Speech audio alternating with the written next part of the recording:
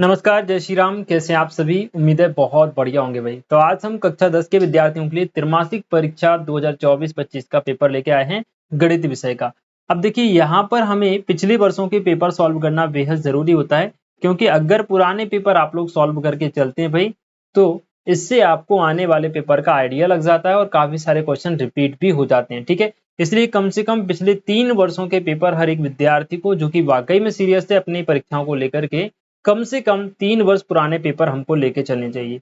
जैसे आपका त्रैमासिक परीक्षा का पेपर हो रहा है, तो आप पिछले 3 वर्ष का त्रैमासिक परीक्षा का पेपर सॉल्व करेंगे, जैसे कि 2022-23 का, 23-24 का एंड 24-25 का, जिसमें से आज हम आपको 24-25 का पेपर दिखाने वाले हैं, क्योंकि तभी आप पेपर का लेवल समझ पाएंगे, पेपर का सिलेबस समझ पाएंगे और अपने पेपर की बेहतर तैयारी कर पाएंगे बच्चों। ठीक है, तो आज हम सॉल्व करने वाले हैं पूरा पेपर।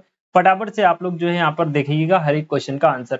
अगर आपको इनके आंसर पता है तो आप मुझे कमेंट के माध्यम से बता सकते हैं। कोई डाउट अगर आपको रहता है तो भी आप मुझे कमेंट के माध्यम से पूछ सकते हैं। ठीक है, फर्स्ट क्वेश्चन आपसे पूछा गया, सही विकल्प चुनकर लिखिए। यदि द्विघात बहुपद x वर्ग माइनस 6x प्लस 8 के शून्यक अल्फा और बीटा हैं, तो अल्फा प्लस बीटा का मान क्या होगा? देखिए, अल्फा प्लस बीटा का सूत्र होता है बेटा माइनस बी अपॉन ए। तो यहाँ से हम देखें अल्फा प्लस बीटा बराबर माइनस v का मान यहाँ पे -6 दिया है, तो ये प्लस का 6 हो जाएगा, वटे a का मान कुछ नहीं है तो हम 1 रखेंगे, यानी प्लस का 6 आंसर हो जाएगा। ऑप्शन नंबर ए आपका सही होगा। ठीक है, इसी प्रकार सेकंड क्वेश्चन, 96,404 का एचसीएफ कल की ही लाइव क्लास में मैंने आपको बताया था। और हाँ, जो भी नए बच्चे मेरे से जुड़ रहे हैं इस वीडियो के माध्यम से, उनको बता दूं कि प्रतिदिन अब आपकी लाइव क्लास चालू हो गई है शाम को 8 बजे। तो आप लोग अपनी तैयारी को बेहतर बनाने के लिए हमारी लाइव क्लास को ज्वाइन कर सकते हैं भाई। ठीक है, शाम को 8 बजे। 96,404 का एचसीएफ 4 होता है, कल की क्लास में आपको बताया गया था। यदि द्विघात समीकरण ax वर्ग प्लस bx प्लस c बराबर 0 के मूल वास्तविक तथा भिन्न है, तो विविक्त कर का मान क्या होगा? देखिए, जब मूल वास्तविक और भिन्न होते हैं तो विविक्त कर का मान धनात्मक होता है, या हम ये कह सकते हैं कि d का मान 0 से बड़ा होता है। d मतलब विविक्त कर, है ना? तो जब विविक्त कर 0 से बड़ा है तो ऑटोमेटिक उसका मान कैसा आएगा? धनात्मक। ठीक है, तो आंसर आपका बी ऑप्शन हो जाएगा, धनात्मक। उम्मीद है क्लियर होगा। ठीक है, चलिए भाई नेक्स्ट क्वेश्चन आपसे पूछ रहा है, यदि a1 बटे a2 बराबर b1 बटे b2 रैखिक समीकरण युग्म a1x b1 बाय c1 बराबर 0, a2x b2 bye plus c2 बराबर 0 का रूप है। देखिए, अगर आपको a1 बटे a2 बराबर ना हो b1 बटे b2 को, तो यहाँ पे समीकरण जो है वो अविरोधी होता है, ध्यान रखिए। अगर तीनों ही बराबर आ जाएं, जैसे कि a1 बटे a2 बराबर b1 बटे b2 बराबर c1 बटे c2, तो वहां पे आपको आश्रित टिक करना है। ठीक है, लेकिन पहले ही दोनों बराबर नहीं है, जब आद्वितीय होता है तो वहां पे समीकरण अविरोधी होते हैं, ध्यान रखिएगा। ठीक है, अब ये जो पांचवा क्वेश्चन है यहाँ पे इसमें जो है कटा हुआ है कि कौन सा पद पूछा गया है, तो इसको मैं अभी स्किप कर रहा हूँ, है ना? तो जो भी पद पूछा गया हो तो सीधा आप कौन सा फॉर्मूला रखेंगे? ए एन बराबर ए प्लस एन माइनस 1 डी वाला फॉर्मूला रख के आप इसके मान निकाल सकते हैं। चाहे आपसे 10वां पद पूछा गया हो या 100वां पद, कोई सा भी पद हो, यही फॉर्मूला लगेगा। क्लियर बच्चों? चलिए नेक्स्ट क्वेश्चन हम देख लेते हैं, जो कि आपके सामने है। सभी व्रत होते हैं, वेरी इंपॉर्टेंट क्वेश्चन है, आने वाली परीक्षा में आपसे पूछा जा सकता है। सभी व्रत समरूप होते हैं। काफी सारे बच्चे सर्वांग सम भी करके आ जाते हैं, तो वो गलत हो जाता है। ठीक है, देखिए सर्वांग सम कब होता है? जब दो व्रतों की त्रिज्याएं बराबर होती हैं, तब दोनों व्रत सर्वांग सम होते हैं। अन्यथा व्रत कैसे होंगे? समरूप होंगे, ना कि सर्वांग सम। इस बात का विशेष ध्यान रखिएगा। अगला प्रश्न आपसे पूछ रहा है, रिक्त स्थानों की पूर्ति कीजिए। फर्स्ट वाला आपसे पूछ रहा है, ए जिसके निर्देशांक a,0 है, बी है 0,-a के बीच की दूरी कितनी होगी? बेटा दूरी का सूत्र क्या होता है भाई? x2 माइनस x1 का होल वर्ग प्लस y2 माइनस y1 का होल वर्ग, ये दूरी का फॉर्मूला होता है। ये हमारे पास x1 का मान है, ये y1 का मान है, ये x2 का मान है और ये y2 का मान है। मान रखेंगे, देखना बेटा, x2 माइनस x1 यानी 0 में से a को घटाओगे -a का वर्ग हो जाएगा, प्लस 0 में से -a को घटाओगे या -a में से 0 घटाओगे, ये भी -a का वर्ग हो जाएगा। तो देखो -a का वर्ग प्लस a का वर्ग हो जाएगा, ये भी प्लस a का वर्ग, जोड़कर हो जाएगा 2a स्क्वायर। a बाहर आ जाएगा, रूट में क्या बचेगा? 2, यानी इनके बीच की दूरी हो जाएगी a√2। ये आपका आंसर होगा। ये भी इंपॉर्टेंट क्वेश्चन है बेटा, आ सकता है परीक्षा में, इसलिए हर एक क्वेश्चन महत्वपूर्ण है। पूरा पेपर आपको ध्यान से समझना है। ठीक है, चलिए जी, अब हम बढ़ते हैं आगे और देखते हैं next question, question number second. Second में आपसे पूछ रहा है कि 3 प्लस अंडर रूट 5 एक संख्या है, तो लिखिएगा यह एक अपरिमेय संख्या है। अंडर रूट के अंदर कभी भी ऐसी संख्या आ जाए जिनका हमें वर्गमूल पता नहीं होता है तो समझना वो अपरिमेय ही होती हैं, ठीक है। अब भले ही उनके प्लस में या माइनस में या गुणा भाग में कोई भी परिमेय संख्या हो, लेकिन साथ में अगर अपरिमेय है तो हमेशा वो अपरिमेय होती है बच्चों, ठीक है। समीकरण 2x प्लस वाई बराबर के में x का मान 2 है, y का मान 1 है, तो k का मान देखो भाई, 2x का मान 1 रखो, y का मान 1 रखो, बराबर में k। तो देखना बेटा, x का मान 2 रखना है, तो 2 दूनी 4 और 1 5, 5 बराबर k, यानी k का मान कितना हो जाएगा, 5 हो जाएगा। उम्मीद है आप समझ गए होंगे। अगला प्रश्न आपसे पूछ रहा है a b c a p में है, तो b को a और c का समांतर माध्य कहते हैं बच्चों। ये भी इंपॉर्टेंट क्वेश्चन है, आपसे पूछा जा सकता है, इसलिए मैं आपसे बार बार बोल रहा हूँ कि क्लास को पूरा देखिएगा, वीडियो को अंत तक देखिएगा, तभी आपको पूरे क्वेश्चन कवर होंगे। अब पता नहीं कौन सा क्वेश्चन आपके एग्जाम में उठ के आ जाए, तो हर एक क्वेश्चन आपके लिए महत्वपूर्ण है बच्चों, ठीक है। चलिए, बाकी आप हमें कमेंट करके भी बता सकते हैं कि आपको किस किस सब्जेक्ट के पेपर चाहिए, पुराने वाले, है ना। और जो यूट्यूब के ऊपर फेक वीडियो आती है उनसे आप लोग जो है सावधान रहिएगा कि भाई यही रियल पेपर है, यही आपके पेपर में आएगा ना, ऐसा कभी नहीं होता है। ऐसे में बच्चे कंफ्यूज हो जाते हैं और जो है एक तरीके के ट्रैप में फंस जाते हैं ना। तो आपको सतर्क भी रहना है, कंटेंट जहां आपको सही मिले वहीं आपको अपना समय देना है, अन्यथा जो समय है वो बहुत कीमती होता है। ऐसे ही आपको समय और अपना जो है दिमाग की जो स्मरण शक्ति है उसको खराब नहीं करना है, ठीक है। तो सही कंटेंट के ऊपर आप लोग जाइएगा। ए बराबर ए का जो निर्देशांक है 6,4 है, बी का 8,2, मध्य बिंदु के निर्देशांक आपसे पूछे गए हैं। तो भाई मध्य बिंदु के निर्देशांक का फॉर्मूला क्या होता है बेटा, देखना ये होता है x, y बराबर में x1 प्लस x2 बटे में 2, y1 प्लस y2 बटे में 2। तो यहां से देखना बेटा, x1 x2, x1 का मान 6 है, x2 का मान 8 है, 6 और 8 कितना हो जाएगा, 14 बटे में 2। फिर y1 y2 4 प्लस 2 कितना हो जाएगा, 6 बटे 2, तो ये 7 आ जाएगा, ये 3। मध्य बिंदु के निर्देशांक 7,3 हो जाएंगे बच्चों, ये आपका आंसर है। अगला प्रश्न आपसे पूछ रहा है, एक समीकरण px बराबर 0 px घात 2 का बहुपद हो, द्विघात समीकरण कहलाती है, याद रखिएगा।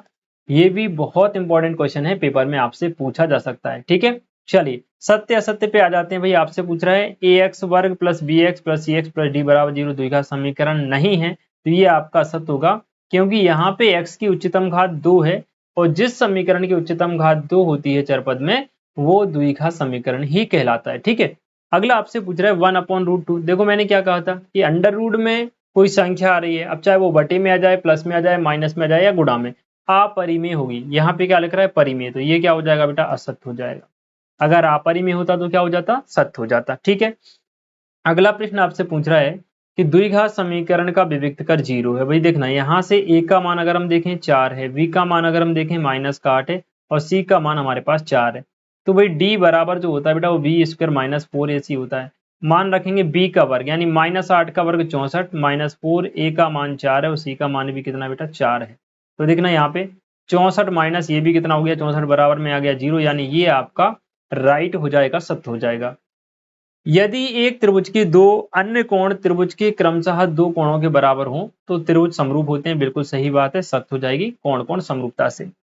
ax वर्ग प्लस bx माइनस c के दोनों मूल धनात्मक होंगे। देखो भाई d बराबर क्या होता है, d बराबर होता है v स्क्वायर माइनस का 4ac। तो देखना b की जगह तो अपने पास b है तो b स्क्वायर रहेगा, माइनस 4, a का मान a है और c का मान माइनस c है तो माइनस c रखेंगे, तो ये बन जाएगा B square minus minus plus का 4ac। अब इसका मान देखो भाई, b का मान कुछ भी हो धनात्मक ही आएगा, पूरा मान कैसा रहा धनात्मक, तो दोनों मूल धनात्मक ही होंगे बेटा, ये आपका आंसर जो है वो सही हो जाएगा, ठीक है। चलिए आगे बात करते हैं, द्विघात समीकरण एक्स वर्ग प्लस बी एक्स प्लस सी बराबर 0 का ग्राफ रूप में परवलय प्रदर्शित करता है, बिल्कुल सही है। ये प्रश्न बोर्ड एग्जाम 2023-24 में पूछा गया था, ठीक है। तो इसका जो ग्राफीय निरूपण होता है वो कैसा होता है, परवलय के आकार का होता है, एक्स वर्ग प्लस बी एक्स प्लस सी बराबर 0। क्वेश्चन बहुत महत्वपूर्ण है, इंपॉर्टेंट है, ध्यान रखिएगा। सही जोड़ियां हम यहाँ पर देख लेते हैं बच्चों।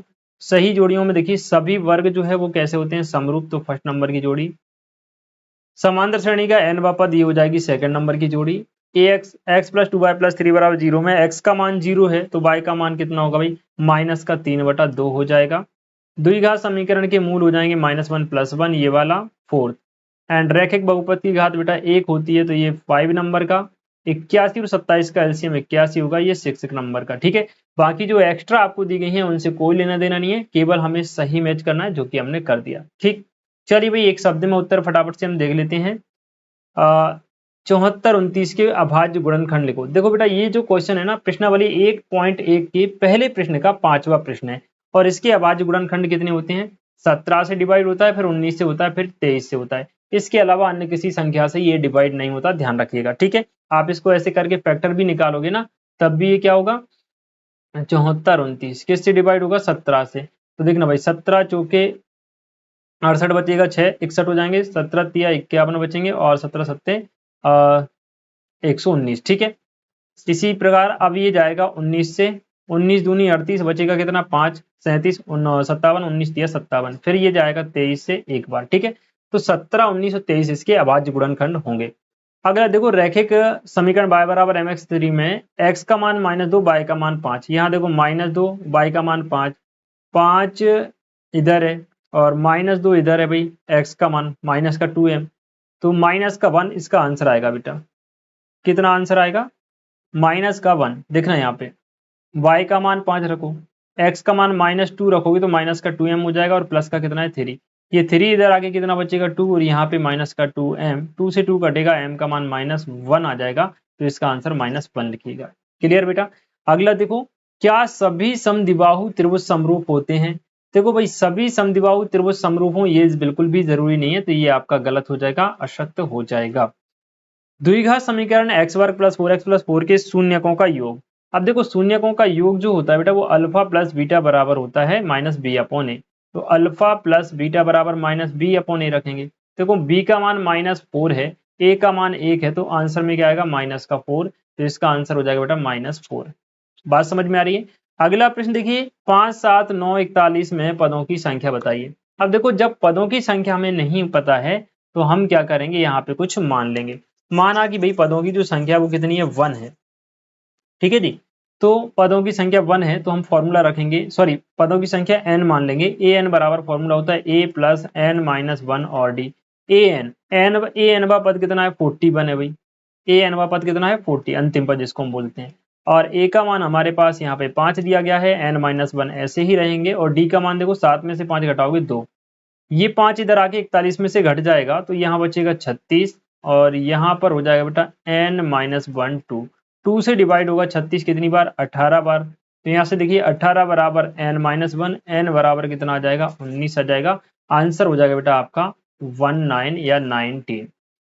यदि किसी द्विघात समीकरण के विविक्तकर का मान धनात्मक हो तो उस समीकरण के मूलों की प्रकृति कैसी होगी। देखो जब विविक्तकर का मूल मान धनात्मक होता है तो मूल जो होते हैं बेटा एक तो वास्तविक होते हैं और असमान होते हैं, समान नहीं होते, ध्यान रखिएगा। वास्तविक और असमान मूलों की प्रकृति होगी। आई होप मेरी बात आप समझ गए होंगे। तो फर्स्ट पार्ट में हमने इसका जो फर्स्ट पोर्शन है वो कंप्लीट कर लिया, ऑब्जेक्टिव टाइप का। बाकी ये जो पूरा पेपर है आप ऐसे करके देख सकते हैं। इनमें से अगर आप कोई क्वेश्चन में आपको डाउट लगता है तो आप मुझे कमेंट के माध्यम से बता सकते हैं। ठीक है बेटा, तो जो भी आपको प्रॉब्लम हो, जिस भी क्वेश्चन में आपको डाउट लगे आप मुझे बता दीजिएगा, मैं आपको उसको एक वीडियो के माध्यम से सॉल्व करा के दे दूंगा। ठीक है, बाकी अगर आपको इसका पीडीएफ चाहिए तो आप हमारे टेलीग्राम ग्रुप को ज्वाइन कर लीजिए। टेलीग्राम ग्रुप का जो लिंक है वो आपको वीडियो के डिस्क्रिप्शन में मिलेगा। ठीक है भाई, तो वहीं पे मैं सारे पेपर जो कि ओल्ड पेपर होंगे, बार बार मैं आपसे एक ही चीज कहता हूँ कि भाई रियल पेपर में कभी नहीं डालता, ना ही रियल पेपर एग्जाम से पहले कभी आते हैं। ध्यान दीजिए, मैं सिर्फ पिछले पेपर्स का आपको रिवीजन कराता हूँ ताकि आपकी तैयारी जो है वो बेहतर हो जाए बच्चों। ठीक है, चलिए शुभकामनाओं सहित मिलते हैं आप सभी से नेक्स्ट वीडियो में नेक्स्ट पेपर के साथ। तब तक के लिए खुश रहें, मस्त रहें। बाकी जो बच्चे मुझसे लाइव पढ़ना चाहते हैं वो शाम को 8 बजे लाइव में ज्वाइन हो सकते हैं। ठीक है जी, good bye, love you, thank you and love you.